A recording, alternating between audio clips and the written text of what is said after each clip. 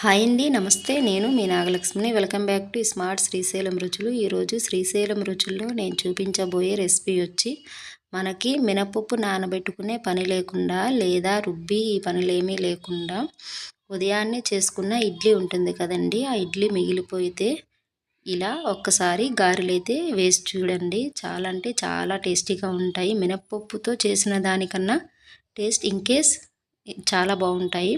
అయితే నేను చెప్పిన కొలతల్లో అయితే ఒకసారి అయితే చేసి చూడండి. లోపల గుల్లగా, పైన క్రంచీగా, మెత్తగా అనేది వస్తాయి. వీడియో అయితే చూసేయండి.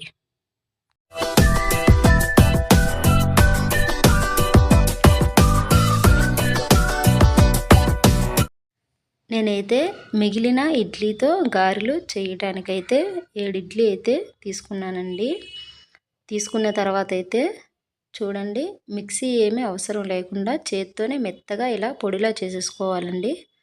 మొత్తం ఉండలు లేకుండా చేత్తోనే ఇలా పొడి పొడిగా చేసేసుకోవాలి. ఎలా అంటే మనకి ఉప్మా ఉంటుంది కదండి, అలా చేసేసుకోవాలి. అలా చేసుకున్న తర్వాత అయితే 3 పచ్చిమిర్చి, కొత్తిమీర, కొంచెం ఆనియన్స్, ఉల్లిపాయ కూడా ఒకటి పెద్ద సైజు ఉల్లిపాయ అయితే కట్ చేసి వేసుకుంటున్నానండి.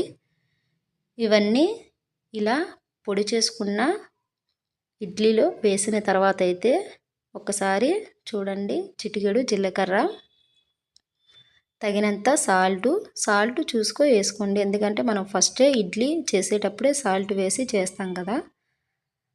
అయితే నేను 7 ఇడ్లీకి ఒక చిన్న కప్పుతో మైదా అయితే వేస్తున్నానండి. ఇన్కేస్ మీరు మైదా వాడకపోతే గోధుమ పిండి అయినా వాడుకోవచ్చు మైదా ప్లేస్లో. ఇవన్నీ వేసిన తర్వాత అయితే ఇలా మెత్తగా కలిపేసుకోవాలి. ఫస్ట్ ఆనియన్స్ పిండి అన్నీ కలిసేలాగా కలుపుకున్న తర్వాత కొంచెం కొంచెం వాటర్ అనేది యాడ్ చేస్తూ కలుపుకుంటూ ఉండాలండి. ఒకేసారి వాటర్ పోసేయొద్దండి. కొద్దిగా జారుగా అయితే, మనం చేసేది ఇడ్లీతో కాబట్టి జారుగా అయితే చీలిపోయే అవకాశం ఉంటుంది. అందుకోసమని మనం వాటర్ పోసుకుంటూ కలుపుతూ ఉండాలి. ఇడ్లీ పిండి మనం వేసుకున్న ఆనియన్స్ బాగా మిక్స్ చేసిన తర్వాత అయితే చూడండి, నీళ్లు తడి చేసుకొని ఉండ చుడితే ఇలా రావాలి. ఉండనేది మరీ గట్టిగా ఉండకూడదు, అలా అని జారుగా ఉండకూడదండి. గారెలకి కరెక్ట్గా ఇలా ఉండొస్తే కరెక్ట్గా ఉన్నట్టు. చూడండి, నేను చూపించిన టైప్లో వస్తే మీకు కరెక్ట్ కొలత వచ్చేసినట్టే. దీన్ని పక్కన పెట్టుకున్న తర్వాత బాండీలో నూనె పోసి, ఫస్టే నేను కలిపేటప్పుడే బాండీలో నూనె పోసి స్టవ్ మీద పెట్టుకున్నానండి. చూడండి, నీళ్ళు ఇలా తడి చేసుకున్న తర్వాత ఇలా చుట్టి తీసుకుంటే చేతికి కూడా అంటుకోకుండా ఎంత కరెక్ట్గా వస్తుందో. ఇలా గారెలు ఎలా వేస్తామో సేమ్ అలానే అండి. కాకపోతే వెనక వైపు కూడా తిప్పుకొని మనం చేతుల అచ్చులు అనేది పడకుండా సాఫ్ట్గా చేసుకొని ఇలా బొటన వేలికి నీళ్ళైతే డిప్ చేసుకొని చూడండి, చిల్లు పెట్టుకొని ఫస్టే వేడి చేసుకున్న ఆయిల్ అయితే ఫస్ట్ చిన్న ముద్ద అనేది వేస్తున్నానండి. ఆయిల్ అయితే వీటెక్కిపోయింది కదా. ఇప్పుడు మనం చేసి పెట్టుకున్న గారె అయితే వేసేస్తున్నాను. ఇలా ఫస్టే కలిపి పెట్టుకున్న పిండి మిశ్రమం మొత్తం గారెలా చేసి వేసేసుకోవడమే. ఈ గారెలు వేసేటప్పుడైతే మంట హైలోనే ఉండాలండి, లో మంట పెట్టి చేయకూడదు. ఇడ్లీతో చేసిన గారెలు కదా, నూనె పీల్చే అవకాశం ఉంటుంది. దీంట్లో మనం తినే సోడా కూడా వేయలేదండి, కానీ మెత్తగానే వస్తాయి.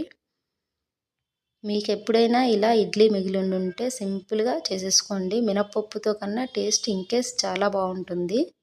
ఒక్కసారి మీరు ట్రై చేస్తే మీకే తెలుస్తుంది. ఇలా గారెలు అనేది పిండి మొత్తం గారెలా వేసేసుకోవడమే. పిండి మొత్తం ఇలా గారెలా వేసేసుకున్న తర్వాత అయితే ఒక్క నిమిషం ఇలా వేగిన తర్వాత ఇంకోవైపు టర్న్ చేసుకోవాలండి. ఇలా టర్న్ చేసుకున్న తర్వాత చూడండి, ఇలా వేగాయి కదా. చూడండి, గోల్డెన్ బ్రౌన్ కలర్లో ఎంత బాగున్నాయో. మినపగారెలకి ఏమీ తక్కువ కాదు. మినపగారెల కన్నా టేస్ట్ ఇంకా బాగుంటుంది. మనకి మినపప్పు నానబెట్టుకునే పని లేకుండా, రుబ్బుకునే పని లేకుండా ఈజీగా మన ఇంట్లోనే మిగిలిన ఇడ్లీతో అయితే ఇలా గారెలు వేసి చూసుకోండి. చాలా బాగుంటుంది టేస్ట్ అనేది. ఇన్కేస్ మినప గారెల కన్నా టేస్ట్ బాగుంటుందండి. ఈ ఇడ్లీ కొంచెం పులుసు ఉంటుంది కదా, ఆనియన్స్ అవి వేస్ట్ చేస్తాం కదా, అందుకోసమని ఇంకా టేస్ట్ ఇన్కేస్ బాగుంటుంది మినపగారెల కన్నా. అయితే మీకు ఈ వీడియో నచ్చిందా? మీరు మీ ఇంట్లో ట్రై చేయండి. మీకు ఎలా కుదిరిందో నాకు కామెంట్ పెట్టండి. ఇలాంటి సింపుల్ అండ్ టేస్టీ వీడియోస్ కోసం ఈ స్మార్ట్ శ్రీశైలం రుచుల ఛానల్ అయితే సబ్స్క్రైబ్ చేసుకోవడం మర్చిపోవద్దండి. వీడియోకి అయితే లైక్ కొట్టండి. మీ ఫ్రెండ్స్కి రిలేటివ్స్కి వీడియోని అయితే షేర్ చేసేయండి.